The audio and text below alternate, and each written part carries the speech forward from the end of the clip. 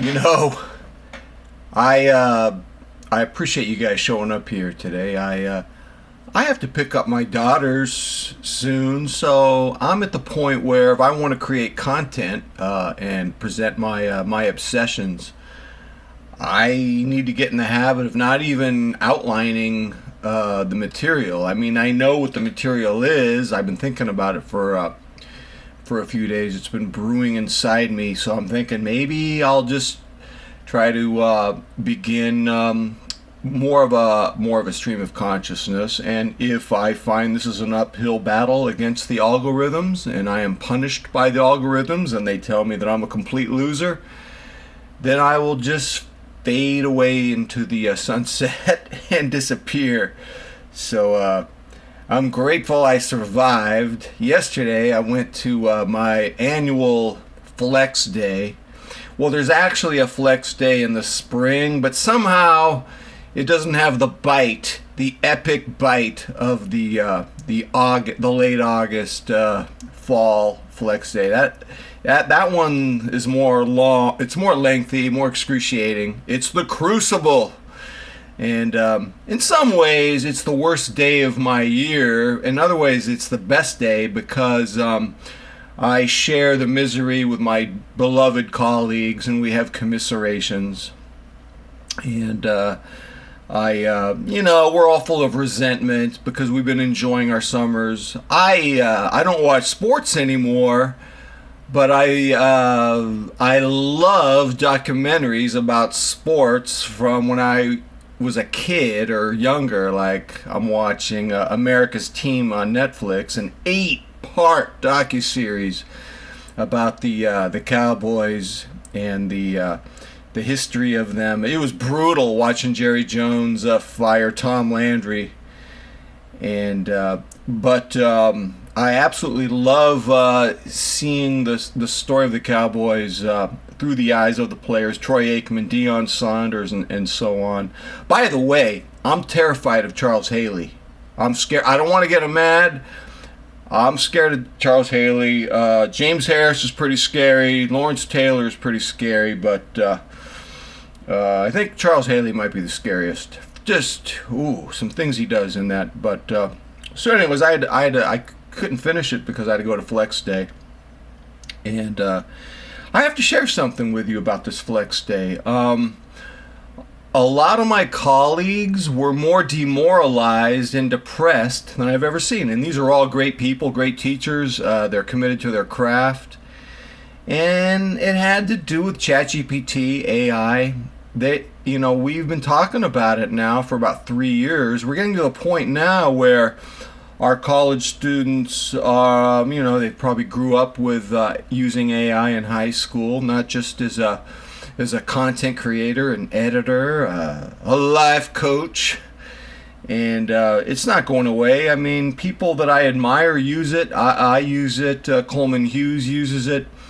To me, it's an office tool, and it can be used wisely. It can also be used stupidly.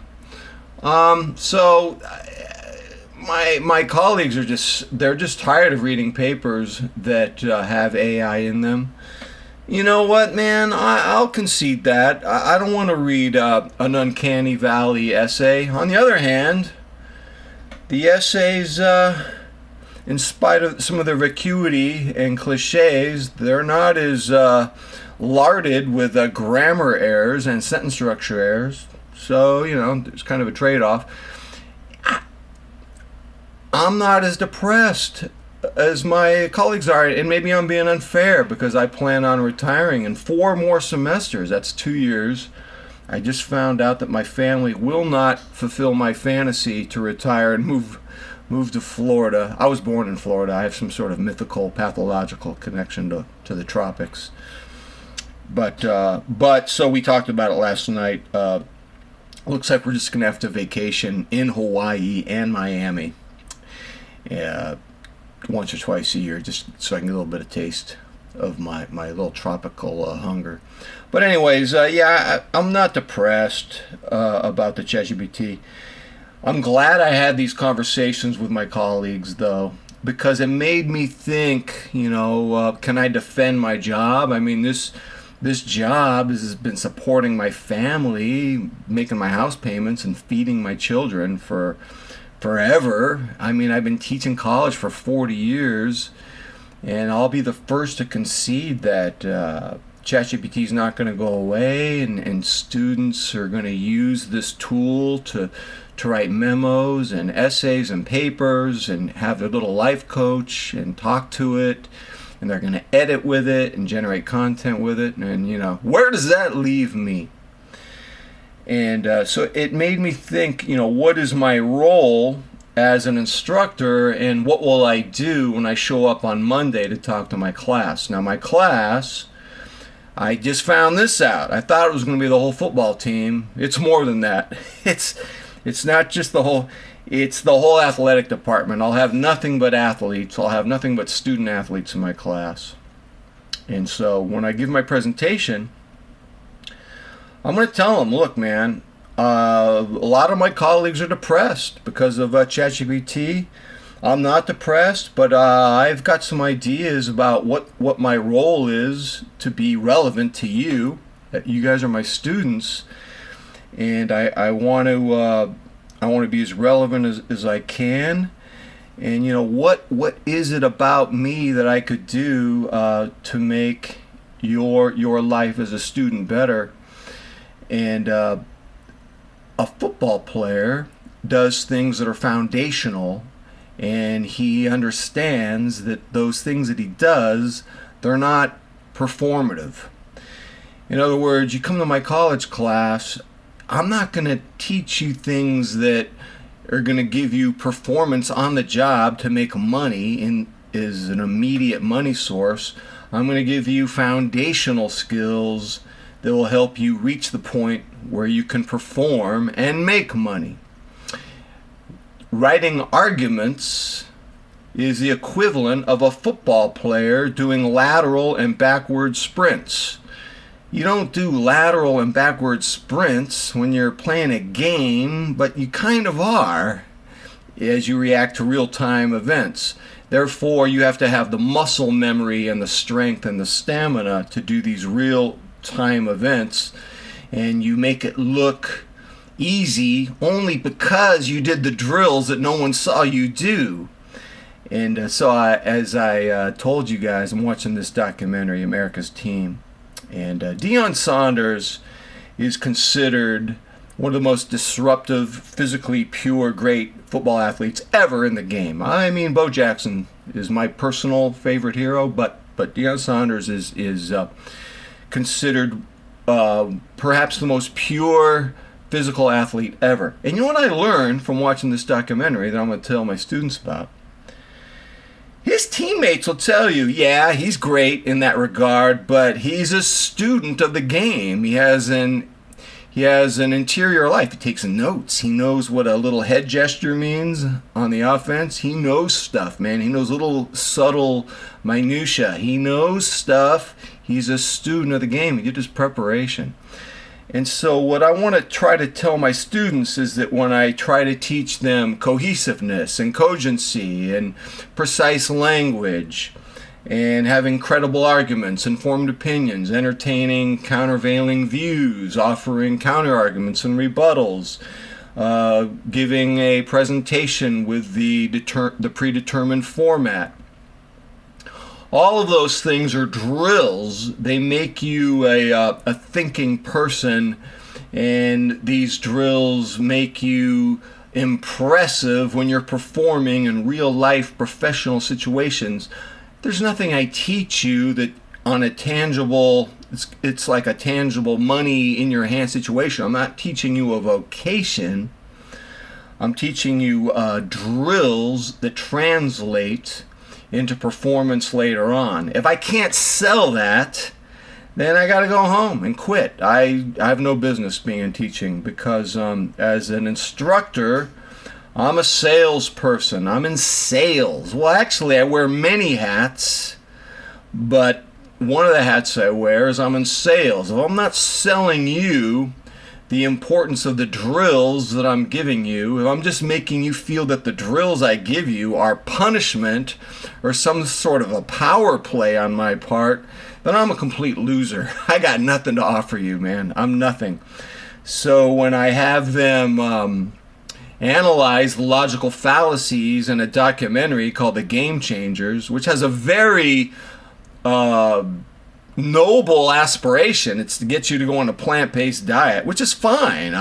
There's nothing against trying to persuade people to go on a plant-based diet. But the manipulation and propaganda and falsities in that documentary are spectacular. And I want them to realize that learning the critical thinking skills to break something apart like that is a huge life skill and not getting played, so to speak. So that's going to be something I'm going to talk about.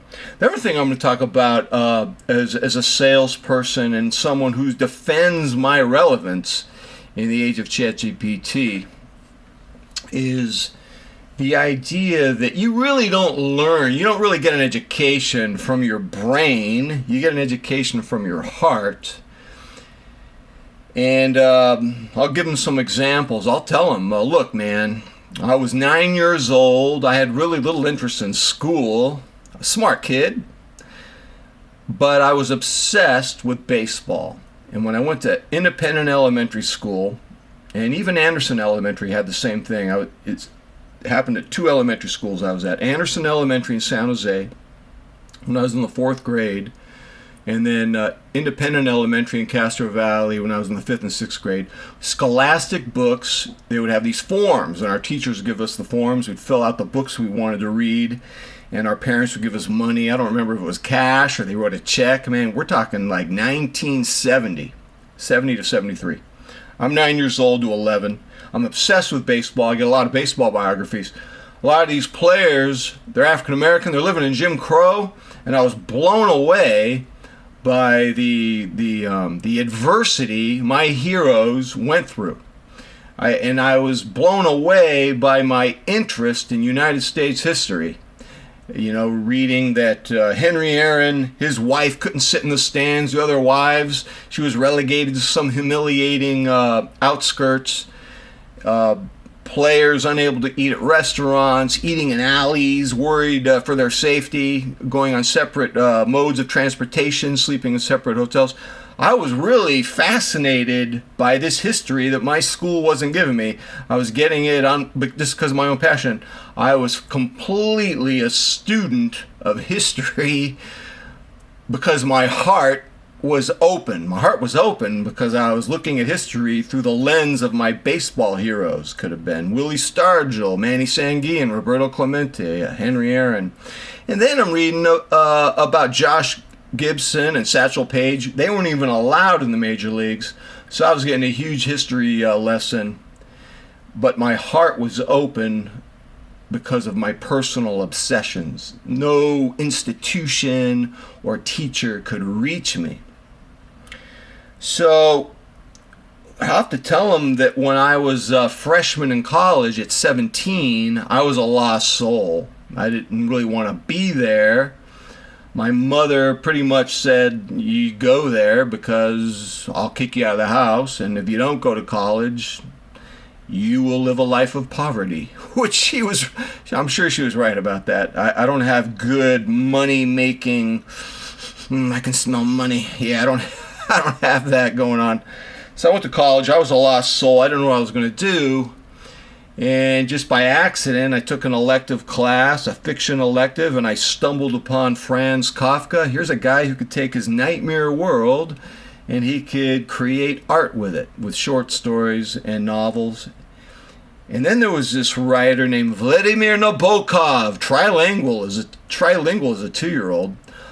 And not only did I love his writing, but what I think I really loved about Nabokov was his confidence. And I wanted to be so confident the way he was. And I think I just burned in my heart to have that kind of confidence. I wanted to have that kind of confidence as a speaker and as a writer just as badly as a young man might want a BMW. or have a hot bod for Instagram. I really wanted to have that confidence, and I just read Nabokov over and over and over again. There was this book, it was just a collection of interviews with him called Strong Opinions, and I would read that book over and over again, and I would just fantasize about being able to bloviate with the supreme confidence and language, the linguistic clarity of Vladimir Nabokov. And no teacher put that in me. It was me. The hunger was inside of me, and it came from my heart. And, I'm going to tell my students the truth. There's no guarantee that your heart will open up to education. I was talking to a colleague. She's a teacher. I'm a teacher. Her son doesn't like school. He's taking a break. And, I have beautiful, smart daughters. They're not into school that much. Now, one of my daughters, she can give you a PhD level breakdown, analysis of every episode of South Park ever made, because she's into it, man. Her heart is into it. My daughters and their friends, they're all bright, sweet kids, but I don't hear them talking about aspiring to get a 4-year degree in college. They're talking about going to beauty school, respiratory tech, radiology tech, maybe nursing.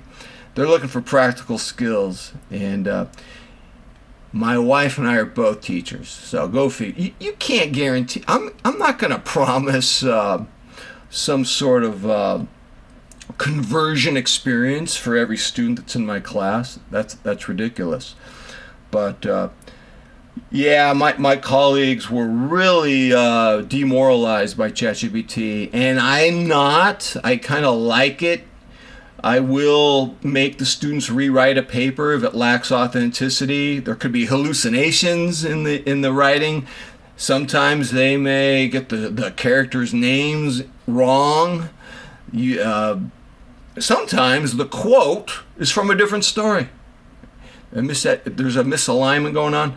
So they're relying on ChatGPT way too much. If they think ChatGPT is trustworthy, they got another thing coming. But I'm not depressed by it because I think there's something to be said about having your own personal tutor, teacher, editor, content creator for whatever it costs for, what is it, 5.0 now? What is it? What am I paying for that service? $20 a month? I mean, there's a free service as well, but even if you're paying $25 a month, that is an amazing deal for something that offers that much. Are we in a learning curve phase? Are we attenuating to all the foibles of the AI technology? Of course we are, man. We're in a disruptive time. It's kind of exciting.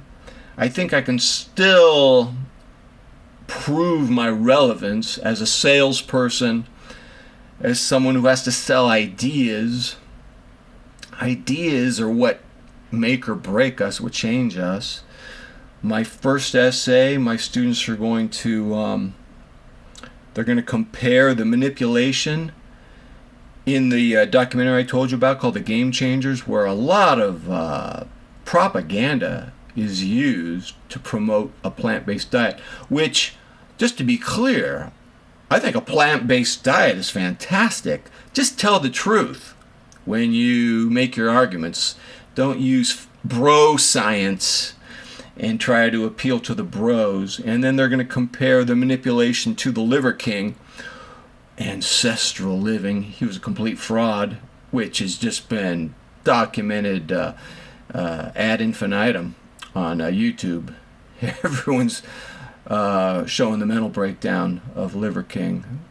And but clearly, whether it's ancestral, the tenets of ancestral living, or if it's a plant-based diet or a carnivore diet or this or that, the manosphere speaks to a lot of young men who are hungry for ideas, they're hungry for structure, they're hungry for belonging, and as a result, very vulnerable.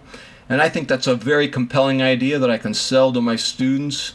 I told my wife, if she replaced me at the college, which you can't do, but if she could magically replace me, my colleagues would love her.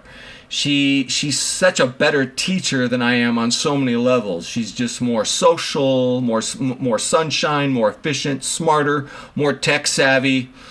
And what I would say about my wife, not just as a teacher, but as a parent, and where she just blows me away, her attention to detail is so fastidious and thorough and tireless because she's a perfectionist. She blows me away. I don't have her attention to detail. I'm really good at coming up with assignments that my students like, and I'm a good entertainer. And those are really important as an instructor. But those are just two hats. And my wife could wear all the hats, and I do wish, because she's a sixth grade teacher and her hours are just ridiculous. She probably works 500% more hours than I do. I really wish if I was magic, I could just move a magic wand and have her replace me at the college, because she, number one, she'd be fantastic, and two, my colleagues would love her. They go, "What the heck is McMahon? How did he get married to this spectacular, detail attentive individual?" That'd be quite something. So yesterday, I loved talking with my colleagues. I was kind of sad that they were so demoralized, but I think if you focus on really good ideas, you really focus on your sales pitch, and you're authentic with it, you're not phony, and you can speak to your students' hearts, not brains. I don't think the brains are going to turn on. I think it starts with the heart. If you can do that, I think you can still be relevant.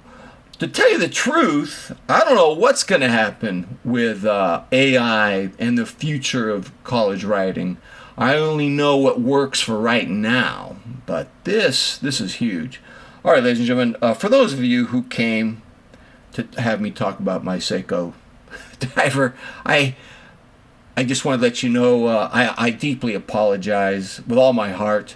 This channel has always been about my obsessions, and I got really obsessed with this whole topic of college writers and their relevance in the age of ChatGPT. So please forgive me if it didn't address your concerns for the day. All right, well, I got to pick up my daughters at school, and I will talk to you later. Thank you very much. Until next time, I'm out.